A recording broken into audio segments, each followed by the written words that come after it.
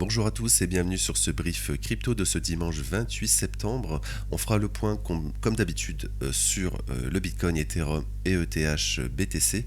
Avant cela, donc n'oubliez pas notre groupe privé qui vous permet d'avoir donc la liste de toutes nos positions donc en swing, c'est-à-dire donc sur plusieurs jours, semaines ou mois, donc en crypto, indices, forex et matières premières. Vous aurez accès également au Discord réservé aux membres, vidéos exclusives réservées également aux membres, live hebdo de formation. Vous avez bien sûr le formulaire de contact si vous avez des questions.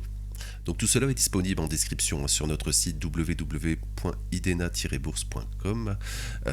Donc vous avez deux offres, tout simplement l'offre avec notre partenaire Vantage qui est encore une fois totalement gratuite, je le répète, totalement gratuite et sans engagement. Donc il suffit de cliquer sur le lien ici ou ouvrir un compte avec Vantage, vous serez redirigé vers leur site tout simplement. Vous pouvez donc inscrire votre mail pour vous enregistrer. Vous devez tout simplement créer un compte réel, donc c'est totalement votre compte, je le répète, on n'a aucun cas accès à vos fonds, etc. C'est votre compte, vous faites ce que vous voulez, les positions que vous souhaitez, vous avez bien sûr la liste de les nôtres, donc dans le groupe privé, et également donc vous pouvez bien sûr retirer vos fonds, c'est également vous êtes totalement libre, bien sûr, c'est votre compte. Également, donc, le nombre de mois offerts entre 2 et 6 mois et donc dépend de votre premier dépôt. Donc vous avez vraiment tous les détails sur notre site, encore une fois. Voilà, donc c'est totalement en toute transparence, c'est l'affiliation qui finance l'abonnement. Donc c'est vraiment du gagnant-gagnant, c'est totalement gratuit, je le répète. Voilà, donc vous avez également l'abonnement mensuel classique, sans engagement, toujours disponible bien sûr. Donc également n'oubliez pas le Discord, le Discord de la chaîne, donc le lien est également en description, et n'hésitez pas également à vous abonner et à liker, ça soutient énormément la chaîne et la vidéo, et encore merci à ceux qui le font. Alors calendrier éco, j'y reviens rapidement, donc la semaine prochaine, alors lundi pas grand chose, mardi on aura donc le nombre d'offres d'emploi disponibles, donc on attend une légère baisse. Mercredi, pardon, on aura donc c'est ça, mercredi, PMI, voilà, on en avait parlé, on a déjà eu le PMI Flash en début de semaine, PMI Flash qui est une donnée non officielle, c'est fait par le S&P Global, c'est pas du tout officiel, là ça sera la stat officielle, on attend donc une légère hausse. PMI Flash, donc c'est le questionnaire qui est rempli environ par 80% des participants, donc c'est une donnée avancée qui est fiable ou non, parce qu'on était, il me semble, vers les 53, au-dessus des 50, alors que sur le PMI officiel, on est toujours en dessous des 50. Donc on était en deçà des attentes sur le PMI Flash. Ici, on attend à une hausse par rapport au mois précédent. Voilà, donc jeudi, les traditionnelles inscriptions au chômage, qui sont toujours très importantes dans le contexte actuel, c'est-à-dire de ralentissement du marché de l'emploi. Donc toujours intéressant à suivre. Et vendredi, le plus important vendredi, bien sûr, ça sera le NFP, qui est attendu en hausse à une création de 39 000 emplois. Après, je le répète, après ici, c'était ici, voilà. À plusieurs mois, on va dire, de stagnation, de baisse, et surtout au mois de juin, qui était en négatif, je le répète, on a détruit des emplois aux États-Unis au mois de juin, et ça c'est pu arriver depuis le post-Covid, post-Covid en décembre 2020 ici, regardez. Sinon on est toujours en création d'emplois depuis cette période sur le NFP. Voilà, donc attention au NFP, c'est vraiment très important dans le contexte actuel, et bien sûr le taux de chômage tout simplement qui est attendu stable. Donc, alors on peut aller rapidement voir les liquidations sur BTC, donc on a toujours le cluster ici vers les 106-107, et au nord ça va jusque les 119. Alors on peut aller voir sur le Bitcoin, 119 c'est cette zone, si je la mets en 4 heures, je l'ai supprimée pour que ça soit un peu plus clair sur le graphique, mais c'est cette zone ici, de fair value gap ici, voilà, toute cette zone, une grande zone ici, et donc on essaie ici, regardez, 118 ici, etc. C'est toute cette zone de fair value gap ici, pardon, voilà, toute cette zone de fair value gap. Donc c'est le cluster important à la hausse, ça va jusque là, je veux dire, et à la baisse, c'est très simple, c'est Voilà, c'est ici, hein, on va aller en daily. C'est tout simplement les plus bas ici, hein, la prise de liquidité ici. Alors voilà, la question, bah, on en a parlé hier, hein, il se passe pas grand-chose, hein, le samedi. Samedi, c'est vraiment la journée très calme. Le dimanche, bah, on a la clôture, un weekly. Donc généralement, à la clôture, bah, il peut se passer des choses. C'est-à-dire, on peut soit retracer. Bah, aujourd'hui, on pourrait retracer. euh, alors, pour le moment, je doute vraiment qu'on va sauver ce fair value gap ici. Regardez, on en a parlé plusieurs fois. Je vais bien grandir. Voilà, voilà, comme ça. Voilà, on en avait parlé plusieurs fois qu'il y avait ce fair value gap en début de semaine, qu'il fallait maintenir ce fair value gap weekly ici. Pour le moment, bah, pour le moment, c'est négatif. Pour le moment, ça m'étonnerait qu'on fasse. Enfin, tout est possible, mais on devrait faire du plus 3-4% un dimanche pour sauver ce fair value gap. Pour le moment, ça paraît improbable. Pour le moment, le dimanche, ça reste assez calme. On peut voir, comme je l'ai dit, un petit retracement. Mais si on a un retracement, ce serait plutôt retourner dans ce fair value gap ici daily en fin de semaine. Et pourquoi pas donc début de semaine prochaine, ouverture d'une nouvelle bougie weekly. Donc demain, également demain, ouverture du CME, les futures. Donc on en reparlera donc dans le brief demain matin, lundi. Voilà, donc ça sera vraiment observé. Voilà, il y a plusieurs choix. Donc soit on rebondit un petit peu, ce qui serait positif, ça voudrait dire peut-être que la semaine prochaine, on se ferait rejeter début de semaine par le fair value gap daily et on irait peut-être prendre le plus bas de cette semaine. Et ça serait positif peut-être pour faire et pourquoi pas prendre les plus bas ici, le cluster de liquidité à 106-107. Et là, pourquoi pas, on aurait peut-être un bottom à court terme et ça serait très positif pour rebondir ensuite. Alors, scénario plus négatif, c'est qu'on clôture vraiment en accélération baissière cette semaine, enfin dimanche aujourd'hui. Là, ça serait vraiment pas positif du tout.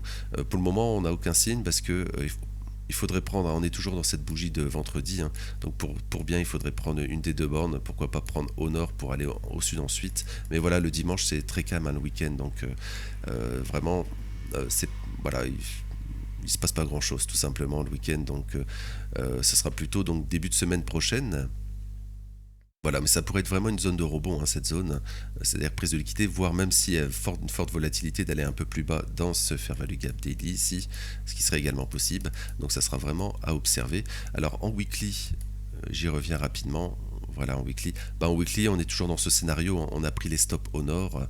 Ici, on fait une jambe baissière et pour le moment, on se fait rejeter par le fair value gap. Donc les objectifs semblent évidents. Ça semble vraiment prendre ces niveaux ici et pourquoi pas plus bas ici, donc dans cette zone de fair value gap daily ensuite. Voilà, tout simplement, on s'est fait rejeter ici dans cette zone de fair value gap weekly, baissier, je le répète ici. Voilà, on est revenu dedans la semaine passée. On s'est fait rejeter et cette semaine on accélère à la baisse, donc attention donc à la continuation baissière tout simplement, et attention à la semaine prochaine tout simplement parce que si on accélère à la baisse fortement, par exemple la semaine prochaine, on créerait ici un fair value gap weekly. Attention, et donc là ça serait une zone en cas de rebond tout simplement. Si on ferait ça, forte accélération baissière la semaine prochaine, ça veut dire que nouveau trimestre, nouveau mois, on pourrait rebondir dans cette zone, et là attention également ensuite à la continuation baissière, ça serait pas du tout positif, surtout que dans cette zone ici on va arriver tout simplement, alors je vais y revenir, attendez, là c'est plus très visible. Voilà, parce qu'il y a énormément de choses finalement depuis quelques semaines. Voilà, en fait, si on va tester donc au sud ici, on va arriver ici tout simplement. Il y aura la bande de Bollinger semestrielle supérieure, également donc la bande de Bollinger tout simplement weekly qui va arriver soutenir le cours dans cette zone. Donc théoriquement, à court terme, on aurait une résistance, enfin un support pardon, ici, pour ensuite peut-être contourner à terme sur plusieurs semaines, contourner ensuite si on est baissier cette zone de bande de Bollinger ici. Voilà, ça arrive jamais c'est totalement improbable de faire ça. Pardon, on va faire plus proprement. Voilà, de tout simplement casser cette bande Bollinger inférieure qui est totalement haussière. Voilà, généralement on stagne, on rebondit et finalement on la contourne pour ensuite, si on est baissier, faire la continuation baissière. Voilà, mais on n'y est pas du tout pour le moment, donc attention à la semaine prochaine. Donc à la prise donc dans ce fair value gap ici, peut-être aujourd'hui, hein, ou peut-être lundi, pour ensuite la continuation baissière et chercher le cluster ici, 206-107 000 sur le BTC. Voilà, donc j'ai pas d'autre chose à dire, on va enchaîner, hein, sur ETH. ETH, bah, finalement, qui reste un peu plus fort encore, on le verra sur ETH BTC. Donc on est venu, hein, dans les zones intéressantes, ici on en a parlé. Voilà, donc pour le moment on stagne, on a vraiment très léger fair value gap ici daily, mais bon, c'est pas la folie, on va dire. Donc c'est beaucoup plus positif, donc attention à la semaine prochaine de ne pas prendre le plus bas de la semaine. Alors ici, plus bas de la semaine, en début de semaine par exemple, et là on pourrait peut-être avoir un bottom très intéressant, hein, sur ETH pour aller au moins dans cette zone ici. On n'est pas venu tester, on était venu, hein, sur BTC la tester. Regardez rapidement, voilà, on s'était fait rejeter, hein, regardez ici, voilà cette zone. Sur BTC, on était venu et donc on s'est fait rejeter, hein, tout simplement, continuation baissière. Donc c'est un marché baissier à court terme, hein. On répond fair value gap sur le BTC, donc c'est très baissier pour le moment. Mais voilà, on pourrait très simplement avoir donc le fair value gap ici qui pourrait nous faire un support pour rebondir ensuite. Alors également, donc pour le moment, on maintient, hein, en weekly. Regardez, en weekly, bah, on maintient le fair value gap haussier ici, hein, donc très important. Donc si on clôture comme ça, c'est positif, hein, encore. On est toujours dans ce fair value gap haussier weekly. Donc théoriquement, si en début de semaine, bah, on va au sud, tout simplement, on pourrait peut-être avoir notre bottom pour ensuite rebondir sur ETH. Ça veut dire que Bitcoin, voilà, peut-être que Bitcoin tout simplement, bah, irait, hein, chercher son cluster à 106-107, ETH irait faire un nouveau plus bas, et on aurait peut-être donc notre bottom à court terme pour ensuite rebondir. BTC irait rebondir peut-être dans sa zone, hein, ici. Voilà, je vais y revenir rapidement. Voilà, peut-être qu'il va y revenir dans cette zone ici, voire même un peu plus haut, hein, à terme, peut-être aller tout simplement liquider tout le monde au nord, et ensuite peut-être faire la continuation baissière, mais ça on y reviendra bien sûr. Voilà, donc cette zone à court terme, après aller chercher sur ETH, et finalement, bah, moi je pense toujours qu'on ira chercher un ETH. Il y a toutes ces zones, hein, on accumule des stops sur ETH. Alors on peut aller voir rapidement les liquidations sur ETH, vous verrez, tout est au nord. Voilà, regardez. Voilà, regardez, tout est au nord, absolument, on a énormément de liquidation, c'est équivalent à Bitcoin, hein, en liquidation, ce qui est énorme, hein. ETH est beaucoup plus petit, donc on a vraiment un cluster à 400, à 4200 environ. Mais au sud, on a vraiment liquidé tout le monde déjà, hein, sur ETH. 4200, bah voilà, c'est toujours, on va dire, voilà, c'est cette zone, hein, tout simplement. 4250, etc. C'est cette zone.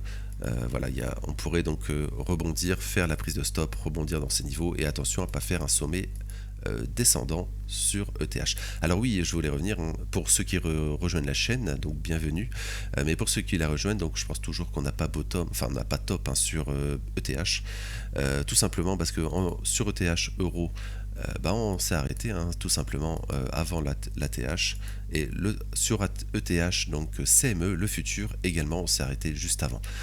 Et dernière chose, sur ETH BTC, bah, ETH BTC aussi, on s'est arrêté juste avant ici le fair value gap mensuel. Voilà, regardez, voilà, on s'est arrêté juste avant ici, regardez, c'est la zone un peu plus foncée ici, voilà, la zone plus foncée ici, fair value gap mensuel, on s'est vraiment arrêté juste avant, donc je pense qu'on ira dans cette zone sur ETH, enfin ETH BTC, et bien sûr ETH irait faire un nouveau plus haut probable. Donc, alors attention, on aura donc la clôture mardi sur les cryptos, enfin en général, hein, mardi on aura la clôture trimestrielle et, et mensuelle. Donc attention, parce que regardez, en ETH BTC, en trimestriel, pour le moment, bah, on se fait rejeter un peu ce fair value gap ici. Regardez, fair value gap ici et fair value gap ici en trimestriel. Donc pour le moment, on le reteste. On n'est pas venu, hein, le combler. Justement, si on le comble, bah, ça correspondrait justement au fair value gap mensuel, donc c'est super intéressant. Pour le moment, on se fait rejeter, donc attention à pas créer un nouveau trimestre. Allez justement chercher le trimestre le plus haut du trimestre précédent ici, et ensuite dans le fair value gap mensuel justement, et ensuite en début de trimestre faire cela, et ensuite on pourrait avoir un rejet, hein, sur ces niveaux. Voilà, on pourrait avoir un rejet, et pourquoi pas finalement un retracement ensuite, hein.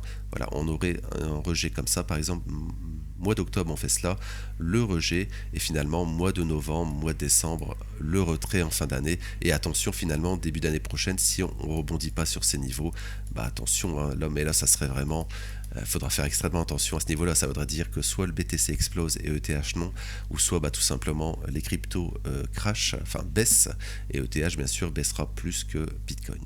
Donc vraiment attention à ces niveaux. Voilà, sinon à plus court terme, bah, pas grand chose, hein.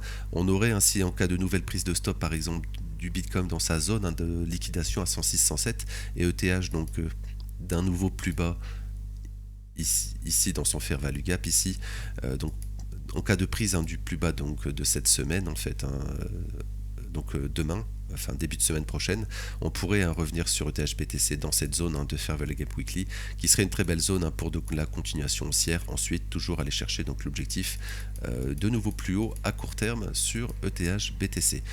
Voilà, donc pas d'autre chose à dire, hein. C'est comme sur ETH, on n'est pas venu, hein, prendre cette zone sur ETH-BTC de Fair Value Gap, et donc on pourrait, hein, très bien début de semaine par exemple revenir, hein, dans cette zone. Ça serait très positif pour avoir ensuite le rebond sur ETH BTC, et ensuite aller chercher peut-être donc au moins cette zone, hein, ici cette zone, et ensuite un peu plus haut s'il y a de la force bien sûr sur les cryptos et sur Bitcoin. Voilà, donc je vais m'arrêter là pour aujourd'hui. Donc j'espère que ça vous aura plu. N'hésitez pas encore une fois à liker et à vous abonner, ça soutient énormément la chaîne. N'oubliez pas donc également, hein, pour rejoindre notre groupe privé, vous avez notre site idena-bourse.com. Vous avez l'offre, hein, bien sûr, totalement gratuite avec Vantage. Donc n'hésitez pas à cliquer sur le lien, à vous inscrire, ouvrir un compte et faites vos premiers dépôts. Et bien sûr, dès que tout cela est validé, ben, on vous recontactera pour avoir vos accès totalement gratuitement au groupe privé. Également notre abonnement mensuel, donc sans engagement, tout est sans engagement bien sûr. Le Discord également disponible, n'hésitez pas, le lien en description. Donc voilà, je vais m'arrêter là pour aujourd'hui. Je vais vous retrouver demain pour le brief donc crypto, hein, demain lundi. Je vais vous souhaiter donc une bonne fin de week-end, un bon dimanche, et merci.